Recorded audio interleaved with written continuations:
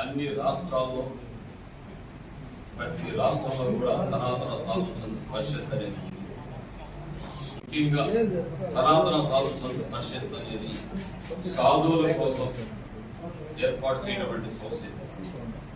మఠ పీఠాధిపతులకు, స్వామీజీలకు, మాతాజీలకు, నాగ సాధువులకు, అఘోరి స్వామీజీలకు, బ్రహ్మచారులకు, సన్యాసులకు ఏ ఇబ్బంది కలిగినా సనాతన సాధు సంత పరిషత్ అనేది అక్కడ వాళ్ళ కోసం.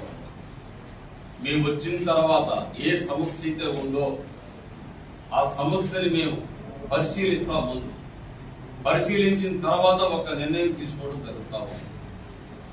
ఇదే విషయం మీద ఇక్కడ మా మఠ పీఠాధిపతి అయినటువంటి శ్రీ మూర్తి స్వామీజీ వారి యొక్క ల్యాండ్ని కబ్జా చేశారని, వారి ల్యాండ్లో ఇతరులు బిల్డింగ్ కడుతున్నారని మాకు చెప్పడం జరిగింది.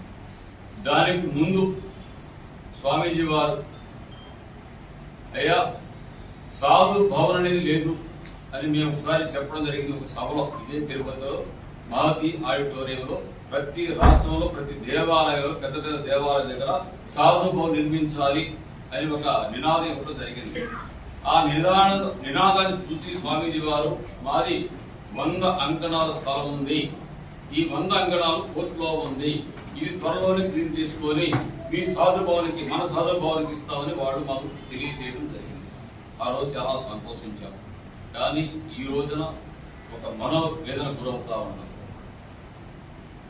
మా సాధు భవన్కి ఇస్తానన్న స్థలంలో వేరే వాళ్ళు కడతా ఉంటే ఎంత ఇబ్బందిగా, ఎంత బాధకరంగా ఉంటుందో ఒకసారి ఆలోచించాం. కాషాయం అనేది అందరూ వేయలేరు, ఇయ్యాలంటే ఒక ధైర్యం ఉండాలి. మేము కన్నీరు పెట్టకూడదు. నిద్ర లేచిన కాడి నుంచి మేము మా పూజలు, మా జపాలో ఉంటాం. మమ్మల్ని ఎవరు ఇబ్బంది పెట్టకూడదు. మా కన్నీరు ఎంత భయంకరంగా ఉంటుంది, అంత భయంకరంగా ఉంటుంది. మేము ఎవరిని శపించాం, మేము ఎవరి జోలికి పోం. మేము పట్టాల్సిన అవసరం లేదు, మేము తిట్టాల్సిన అవసరం లేదు. తిట్టం కూడా ఏ ప్రభుత్వాన్ని కూడా మేము విమర్శించాం, ఏ ప్రభుత్వాన్ని మేము పొగడం. ప్రభుత్వాలతో మాకు పని లేదు, మా సాధు సంతులే మాకు ముఖ్యం. ఇదే నినాదంతో మేము వెళ్తూ ఉన్నాం. ఇక్కడ కూడా వచ్చిన తర్వాత మేము పరిశీలించాం.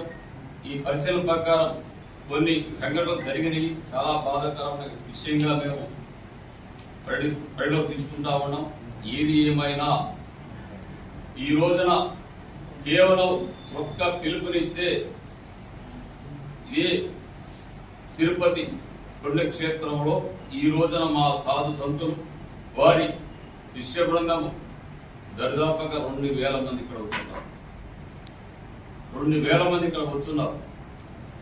ఇక్కడ 30 యాక్ట్ ఉంది కాబట్టి వారందరూ కూడా వారి యొక్క విధానంలో వాడు చదువుతా ఉన్నారు. ఇవన్నీ కూడా మాకు పూర్తయిన తర్వాత మా సైన్యం వచ్చేసి సనాతన సాధు సంత పరిషత్ సైన్యము 1,00,000 ఉంది.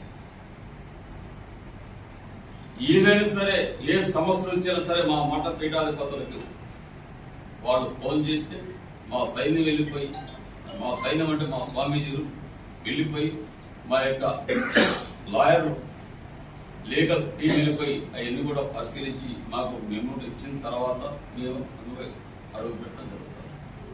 అదేవిధంగా ఇక్కడ కూడా రావడం జరిగింది. మేము పరిశీలించాము. మేము త్వరలోనే ఒక నిర్ణయం కూడా తెలియజేస్తాం. ఈ క్షణం చెప్తున్నా ఉన్నాను, మీడియా పరంగా కానివ్వండి. వీరు మా స్వామీజీ వారు, వీరికి మేమందరం కూడా అండగా ఉన్నాం. వారికి ఏమి జరిగినా 1,00,000 మంది సాధు సంతులు ఇక్కడ ఉంటారని తెలియజేస్తా ఉన్నాం. అందులో మాత్రం ఎలాంటి సందేహం లేదు. పూర్వాపరాలు మొత్తం పరిశీలిస్తాం. పరిశీలించిన తర్వాత మేము నిర్ణయం తీసుకుంటాం. ఆ నిర్ణయానికి కట్టుబడి మేము అన్ని ఆధారాలతో కూడా మేము ముందుకు వస్తాం. మేము తెలియజేస్తూ ఉన్నాం. ఇక్కడికి వచ్చినాక కొన్ని విషయాలు పరిశీలిస్తే 1 ఎకరా స్థలంలో ఒక పర్సన్ ప్లాట్లు వేసి అమ్మితే అందులో 17 ప్లాట్లు వస్తే 5 ప్లాట్లో ఇల్లు కట్టారు గత ప్రభుత్వంలో. ఇప్పుడు వచ్చినాక ఒక 5 ఇల్లు కట్టారు. ఇంకా మిగతా 5 మాత్రం ఆర్డర్స్. అది ల్యాండ్ కరెక్ట్ కావాలి అంటారు. వేసినటువంటి ఎకరా పొలంలో 15 ప్లాట్లు వేస్తే 5 ప్లాట్లు కరెక్ట్ గా ఉంటుంది, మరో 5 ప్లాట్లు కరెక్ట్ గా ఉండేది, మిగతా 3 ప్లాట్లు అవి కరెక్ట్ కాదు అంటది. మేము ఈ ప్రభుత్వాన్ని కూడా కోరుతా ఉన్నాం. మాకు ఎంతో గౌరవం ఈ ప్రభుత్వం అంటే. ఈ ప్రభుత్వం రావడం కోసం కూడా మా సోదరులు కూడా చాలా మంది చాలా రకాలుగా పూజలు హోమం చేయడం. పవన్ కళ్యాణ్ గారు అంటే మాకు ఇష్టం, ఎందుకంటే సనాతన బోర్డు ఏర్పాటు చేయాలని ఆయన చెప్పారు.